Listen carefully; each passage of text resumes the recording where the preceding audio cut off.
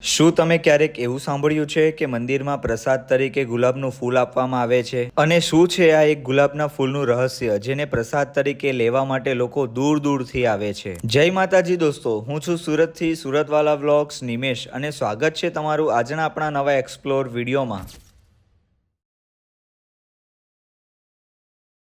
તો દોસ્તો, આજે આપણે વાત કરવાના છે સુરતના એક એવા ચમત્કારી મંદિરની કે જ્યાં માત્ર એક ગુલાબનું ફૂલ ખાવાથી સંતાન પ્રાપ્તિ થાય છે। જી હા દોસ્તો, હું વાત કરું છું સુરતનું ખૂબ જ ચમત્કારી અને રહસ્યમય મંદિર એટલે કે શ્રી ભરીપુરી માતાજી મંદિરની। તો ચાલો દોસ્તો, સૌથી પહેલા હું તમને મંદિરના ગર્ભગૃહમાં સ્થિત માતાજીની એ સ્વયંભૂ પ્રતિમાના ઘર બેઠા દર્શન કરાવું।